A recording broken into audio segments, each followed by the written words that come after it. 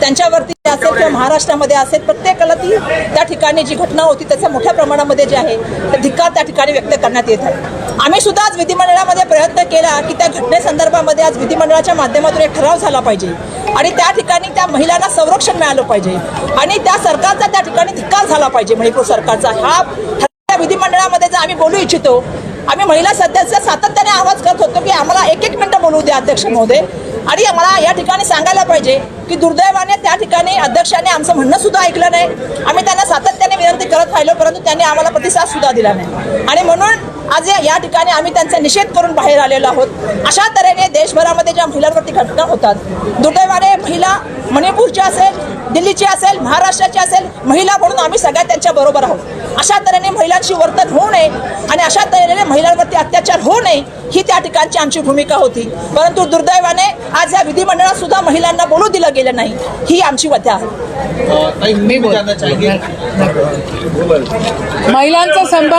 महिलांचा सन्मान हा देशाचा सन्मान आहे आणि ह्या देशामध्ये जर महिलांचा सन्मान होत नसेल तर मग मोठं महाभारत घडणार आहे, हे तेवढंच सत्य आहे. We all together we try to raise the point defending the respect of the women in Manipur. Manipur is a part of this country. Unfortunately, this house did not let us raise the issue. They did not give any one of us even a second to talk about it. We are in a democracy, and in a democracy, if this is the kind of treatment the opposition is going to have, if we are not going to raise the issues of atrocities committed towards women also, then what is the point? Are we living in a democracy or is it dictatorship? काल जो video viral झाला तो अंगावर शहारा येणारा असा हा video viral झाला. ही घटना 4 मेला मणिपूरमध्ये घडली आणि ज्या पद्धतीत त्या महिलांना ट्रीटमेंट, त्यांची जी गँग रेप झाली, भावाला मारलं गेलं ऑन द स्पॉट, वडिलांना पण मारलं गेलं आणि मग त्या महिलेला काय करावं ह्या लोकांनी तिला परेड केलं नग्न अवस्थेत. शी वॉज परेडेड आणि गँग रेप्ड. असं जर आपल्या देशात होत असेल तर आपल्या सगळ्यांना त्या ठिकाणी we need to hang our heads in shame. लाजीरवाणी गोष्ट आहे. आज काँग्रेस जणांसाठी नाही, बीजेपी जणांसाठी नाही, पण आपल्या देशासाठी ही अतिशय as an Indians we are hanging our heads in shame. कारण का आज प्रोग्रेसिव्ह सोसायटी म्हणून आपलं देश आहे, पण मोदीजी या देशामध्ये आल्यापासून त्यांची जी विचारसरणी आहे, जी महिलांच्या विरोधातली विचारसरणी आहे, तेव्हापासून आपली सोसायटी ॲज इंडिया आपण रिग्रेसिव्ह झालो आहोत. अनफॉर्च्युनेटली हा फक्त मणिपूरचा विषय नाही आहे, पण हा जगात आपल्या देशाच्या प्रतिमेचा विषय आहे. आणि इथे काय होतं, पार्लमेंटमध्ये मोदीजी त्याबद्दल बोलायला तयार नाही आहेत. इथे महाराष्ट्र विधानसभेत आम्ही फक्त 1 मिनिटं हा विषय मांडण्याची परवानगी मागितली अध्यक्षांकडून, तर त्यांनी आम्हाला डिनाय केलं. ह्याचा अर्थ ह्यांची मानसिकता आणि गांभीर्य, they have no seriousness about the issue of women in our country. ही अतिशय लाजीरवाणी गोष्ट आहे. ह्यामध्ये आत्मपरीक्षण करण्याची गरज आहे की आपण नेमकं कुठे नेऊन ठेवलाय हा देश आणि मणिपूर. आणि म्हणून आम्ही आज सभा त्याग केली आणि हे जे आंदोलन आहे, हा जो निषेध आहे, तो आम्हीच नाही पण तुम्ही पण ह्याच्यामध्ये सहभागी झालं पाहिजे आणि ह्याच्यामधली जी सेन्सिटिव्हिटी आहे ती सगळ्यांची बाहेर आली पाहिजे अशी आम्ही विनंती करतो. आणि मोदीजी आणि भाजप सरकारची कडी निंदा करतो, क्रिटिसाइज करतो आणि त्यांचा निषेध या व्यासपीठावर आम्ही करत. 4 मेला झालेली घटनेचा FIR आणि जी केस आहे ती 0 FIR तो कधी झाला? परवा झाला. म्हणजे दुर्दैवाने या देशामध्ये लोकशाही आहे का? दुर्दैवामध्ये या देशामध्ये महिलांचा आवाज ऐकला जातो का?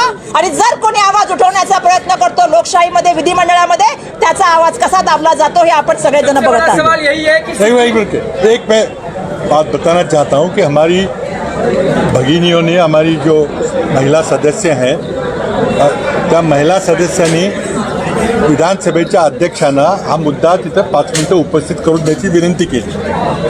अध्यक्षांनी तुम्ही कुठल्या नियमाकडे आलाय वगैरे असं विचारलं. मला आपल्याला सांगायचं आहे, त्या सुप्रीम कोर्टानं कुठलाही खटला नसताना या घटनेची सो मोठं दखल घेत त्यांनी पंतप्रधानांचे कान उघडलेले आणि त्यानंतर पंतप्रधानांना 2.5 महिन्यानंतर बोलावं लागलं. आज जर सुप्रीम कोर्टाच्या चीफ जस्टिसला सो मोठं या घटनेची दखल घ्याविषयी वाटली तर आज विधानसभेच्या अध्यक्षांना आमच्या महिला सदस्यांना 2 मिनटं हा प्रश्न उपस्थित करायला काय अडचण होती. त्यामुळं या घटनेचा या सर्वांच्या महिला सदस्यांच्या बरोबर आम्ही सर्व निषेध करतो. दुसरा मुद्दा, ही घटना 4 मेच्या सुमारास घडलेली आहे.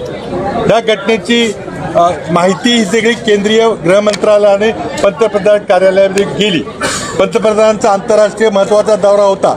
पंतप्रधानांनी आणि गृहमंत्र्यांनी ताबडतोब इंटरनेट बंद केलं.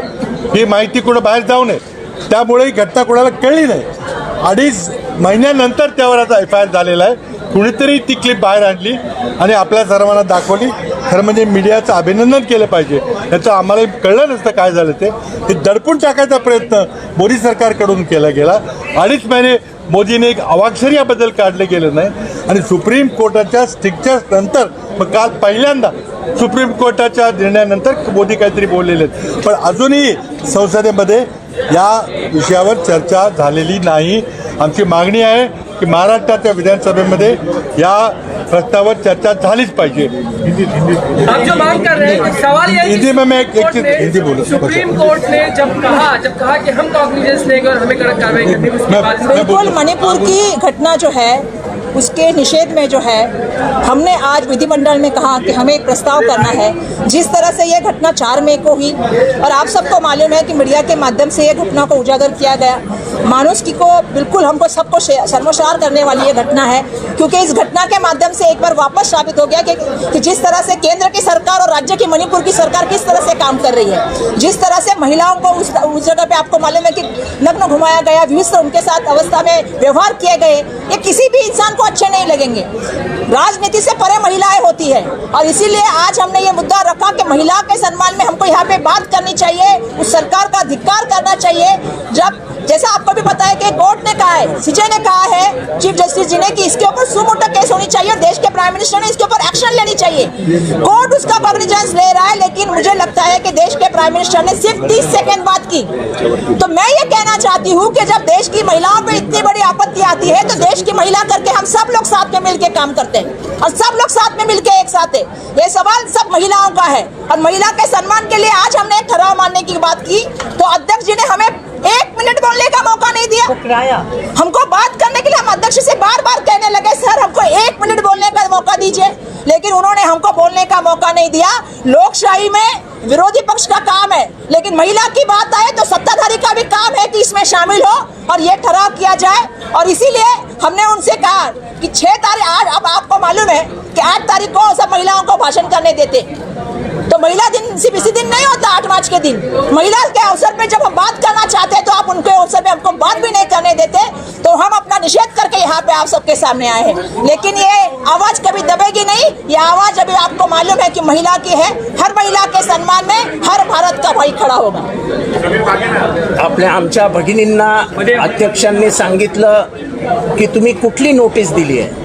प्रश्न नोटिसीचा नाही आहे, प्रश्न संवेदनांचा आहे. तुम्हाला जर मणिपूरच्या घटनेचा वेदना होणार नसतील तर तुम्ही महाराष्ट्रात राहण्याच्या लायकीचे नाही. हा शिवरायांचा महाराष्ट्र आहे. आपल्या नातेवाईकांनी महिलेचा छेड केली म्हणून त्याचं सरकलम करणाऱ्या शिवाजी महाराजांचा महाराष्ट्र आहे. यांना वेदना नाही, संवेदना नाही, यांना फक्त सत्ता सत्ता सत्ता याच्याशिवाय काही दिसत नाही आणि म्हणून त्यांचा धिक्कार करून आम्ही सगळे बाहेर पडलेलो आहोत.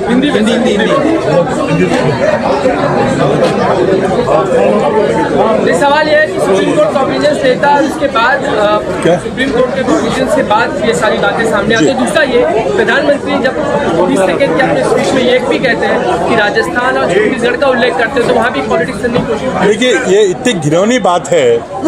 जैसे मैंने कहा कि जब यह घटना घटी उसके बाद प्रधानमंत्री के कुछ विदेश दौरे थे और ये घटना केंद्र गृह मंत्री के पास पहुंची तो उन्होंने पहला निर्णय लिया कि इंटरनेट को बंद किया जाए और इसके बाद में कोई बोलेगा नहीं, चुप्पी साधने का निर्णय हुआ. अमित शाह मणिपुर गए थे लेकिन कोई FIR नहीं हुआ, इस घटना का कोई जिक्र नहीं हुआ. और प्रधानमंत्री ने जो भी वक्तव्य दिया है उसमें और राज्यों की बात करते हैं. क्या मणिपुर की घटना का समर्थन कर रहे हैं वो? हमारी मांग है कि मणिपुर की सरकार को प्रधानमंत्री तुरंत बर्खास्त करे 2017 का वीडियो आपने देखा होगा, 2017 का प्रधानमंत्री का ट्वीट आपने देखा होगा। उन्होंने मणिपुर के बारे में क्या कहा है कि जो सरकार लॉ एंड ऑर्डर नहीं संभाल सकती उसको सत्ता में रहने का कोई अधिकार नहीं है। ये खुद प्रधानमंत्री नरेंद्र मोदी ने 2017 में कहा था। आज क्यों नहीं हम अपनी बात पे अमल करते? हमारी मांग है कि मणिपुर की सरकार के, राज्य सरकार के खिलाफ तुरंत कार्रवाई की जाए और जो सुप्रीम कोर्ट ने जो 100 वोटों मुद्दा उठाया है और प्रधानमंत्री को डांट लगाई है कि भारत सरकार क्यों चुप्पी साधे बैठी है, और आज विधानसभा में हमारी महिला भगिनी सदस्यों को 2 मिनट बोलने नहीं दिया जाता। हम चाहते हैं कि विधानसभा की सरकार की ओर से विधानसभा में प्रस्ताव लाया जाए। वो प्रश्न 2017 फरवरी। सवाल इस बात का है कि वो मणिपुर की महिला इसलिए नहीं, वो महिला है इसलिए भी नहीं। हम कोई भेदभाव नहीं करते पुरुष और महिला में। बात यह है कि जिस देश के संविधान में सबको समानता है उसमें महिला अलग की क्यों की जाए? उनकी लड़ाई हमने लड़नी चाहिए, हम लड़ रहे हैं। लेकिन उस लड़ाई के लिए जब हम महाराष्ट्र में बात करते हैं तो हमें बात नहीं करने दिया जाता है, मणिपुर में किसी को बात नहीं करने दिया जाता है। पूरे देश में आप सभी को चुप बिठाओगे क्या? एक महिला को जिस तरह से विवस्त्र किया गया, जिस तरह से उसको रेप किया गया, कि या ये जात पात धर्म के ऊपर जाके महिला नहीं सोचेगी? हमारी घर की माँ बहनें भाई नहीं सोचेंगे कि इस देश में अब महिला सुरक्षित नहीं है? ये क्या बात हो रही है? हमारे अध्यक्ष हमारे बहनों से पूछते, हमको पूछते कुठल्या कौन से कलम से आप आए? अरे भाई संवेदना है कि नहीं? अतुल भाटकर ने थोड़ी देर पहले ट्वीट किया है, वो कहते हैं कि अगर सर्वोच्च न्यायालय को ही अगर इस तरीके से चलाना हो, डिक्टेट करना हो, तो फिर संसद और चुनाव की जरूरत।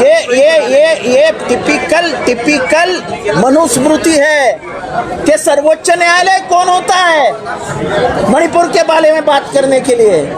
शर्म भी नहीं आती है कि सर्वोच्च न्यायालय नहीं बोलता तो एफआईआर भी नहीं होता। हे किती लज्जास्पद गोष्ट आहे की सर्वोच्च न्यायालय कोण आहे असे जर बीजेपीचे सदस्य विचारणार असतील तर ह्या महाराष्ट्रात या देशात होणार काय? अरे सर्वोच्च न्यायालय मध्ये पडलं म्हणून एफआयआर तरी झाली, सर्वोच्च न्यायालय मध्ये पडलं नसतं तर काहीच झालं नसतं। लाज वाटते, लाज। सर्वोच्च न्यायालयाच्या अधिकारालाही आता तुम्ही त्याच्यासमोर प्रश्नचिन्ह उभं करणार। सवाल अभी विपक्षी दल से ये है कि अगर विधानसभा में बोलने का मौका नहीं मैं आप सबको प्रधानमंत्री का वो वीडियो दिखाने जा रहा हूँ और अगर आप तक पहुँचे तो आप उसको सुनिए जरा। मणिपुर के बारे में प्रधानमंत्री क्या कह रहे हैं?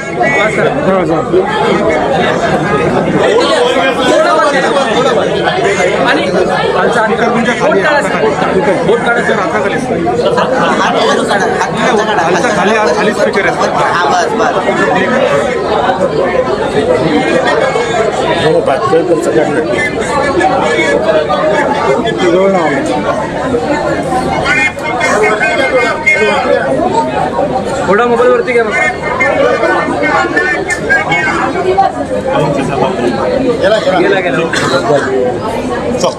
मणिपुर को बर्बाद किसने किया?